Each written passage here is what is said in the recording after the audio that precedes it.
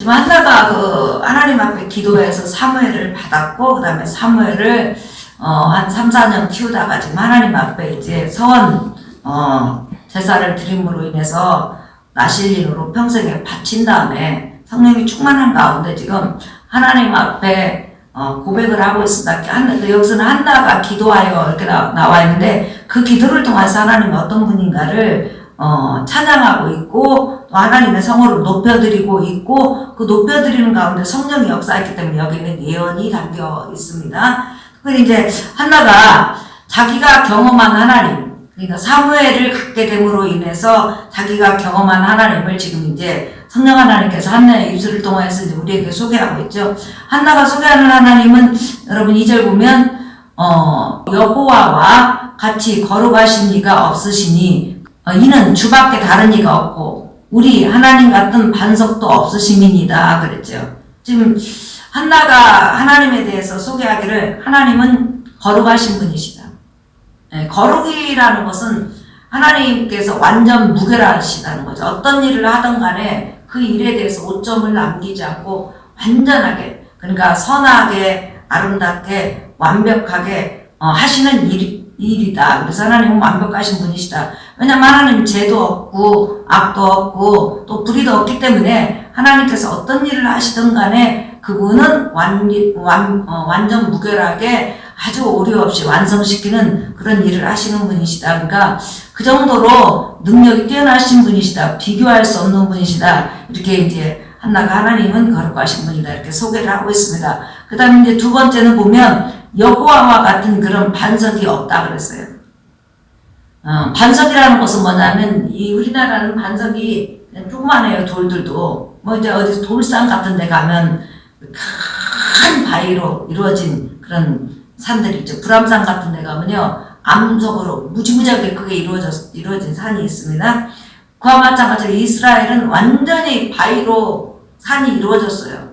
바위로 이루어졌기 때문에 거기다 만약에 집을 짓는다면 천년이 가도 만년이 가도 전혀 움직이지 않겠죠. 그 바위가 있는 한은. 그와 마찬가지로 하나님은 완전한 반석이라는 것은 결코 변하지 않는 분이라는 거예요. 그분의 지혜도, 그분의 지식도, 그분의 능력도, 그가 하시고자 하는 모든 일도 변치 않고 항상 신실하게, 네? 변치 않고 신실하게 하나님의 백성과 더불어서 동행하시고 하나님은 하나님의 자리에서 하나님으로서 여전히 일을 하신다. 그것을 지금 상징적으로 반석이라고 표현했죠. 특별히 이제 한나가 하나님을 반석이라고 한 것은 세대는 변해서 지금 한나가 살고 있는 세대가 사사기잖아요. 그러면 하나님의 지혜도 하나님의 지식도 하나님의 능력도 잘 안 나타났을 때라는 거죠.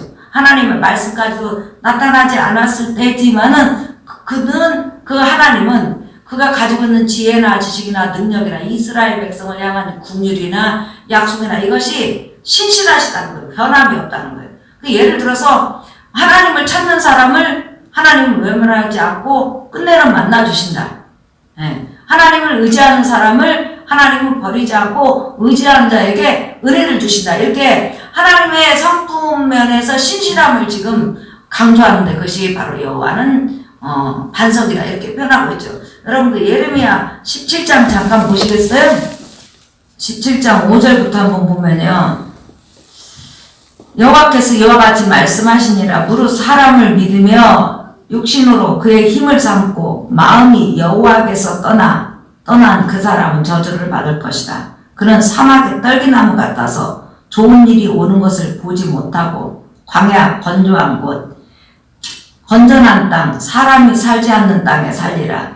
그러나 무릇 여호와를 의지하며 여호와를 의뢰하는 그 사람은 복을 받을 것이다. 여기서 보면 무릇 여호와를 의지하며 여호와를 의뢰하는 그 사람은 복을 받을 것이다. 여러분 의지는 믿는 거예요. 그죠? 기대는 거죠. 의뢰는 뭐예요 여러분? 자기 문제를 가지고 하나님 앞에 부탁하는 거죠. 네. 의뢰하는 사람은 복을 받을 것이다. 그는 물가에 심어진 나무가 그 뿌리를 강변에 뻗치고 더위가 올지라도 두려워하지 아니하며 그 잎이 청정하며 가무는 해에도 걱정이 없고 결실이 그치지 아니함 같으리라 그랬죠.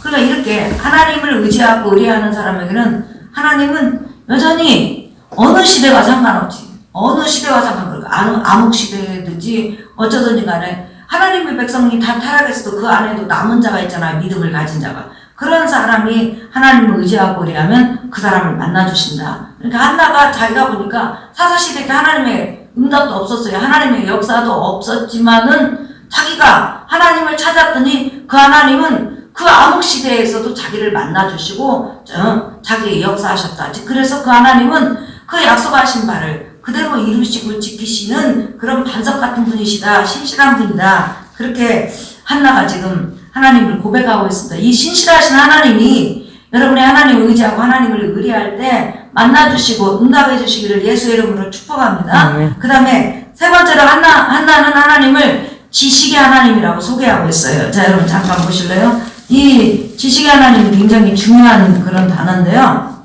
하나님은 지식의 하나님이시다. 이런 단어는 신구약에서 흔하지가 않아요. 3절 심히 교만한 말을 다시 하지 말 것이며 오만한 말을 너희 입에서 내지 말지어다. 여호와는 지식의 하나님이시라.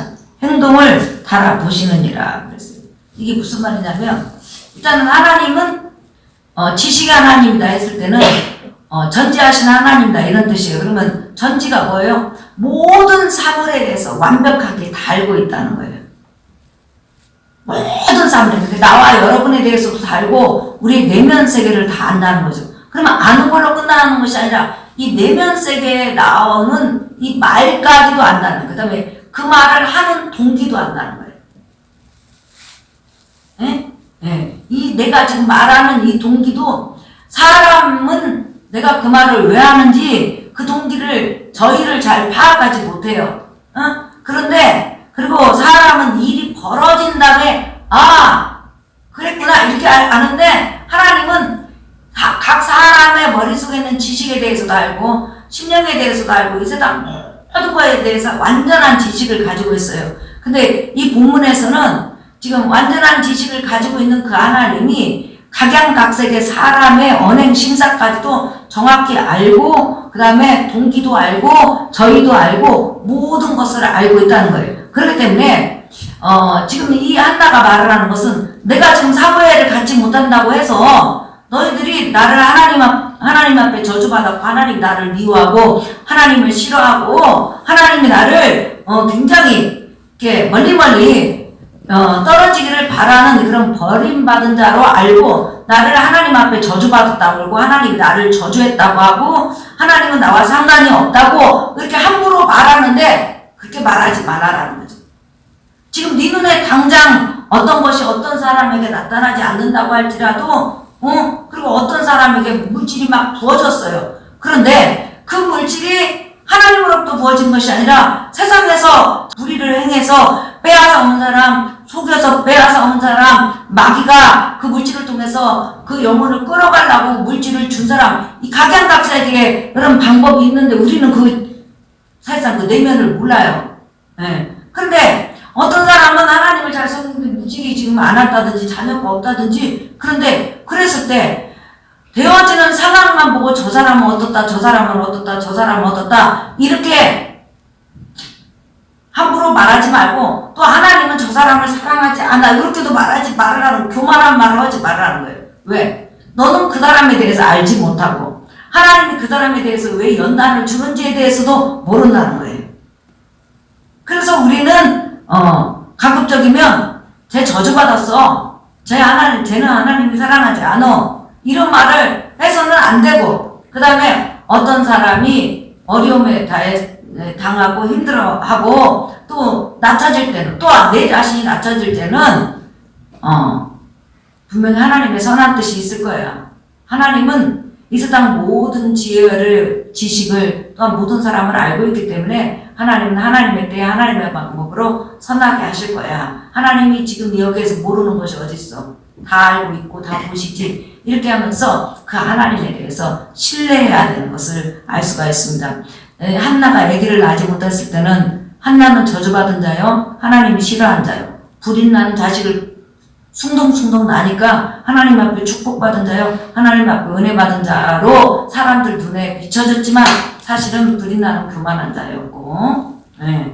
한나는 겸손한 자였다는 것이 이 사무엘을 통해서 하나님께서 나중에 보여주시잖아요. 그렇기 때문에 이렇게 하나님은 우리의 모든 일거수일투족 그다음에 그뿐만 아니라 내면 세계를 아시는 분이니까 우리가 인생을 살아가다가 보면 억울한 일을 당할 수도 있고 또한 여러 가지 환경 가운데 처할 때도 있어요. 그때 낙심하지 말고 사람은 나에 대해서는 잘 모르지만 하나님은 나에 대해서 알고 내 환경에 대해서 안다는 걸 기억하고 그 하나님을 소망 삼고 그 하나님을 의뢰하고 의지하는 여러분 되시기를 예수 이름으로 축복합니다. 나의 안고 일었음을 아시며 멀리서도 나의 생각을 깨뜨려 보시는 그 하나님. 그 하나님만이 진정한 판단을 우리에게 주실 수 있는 분이시라는 거예요. 오늘 설교 결론이에요.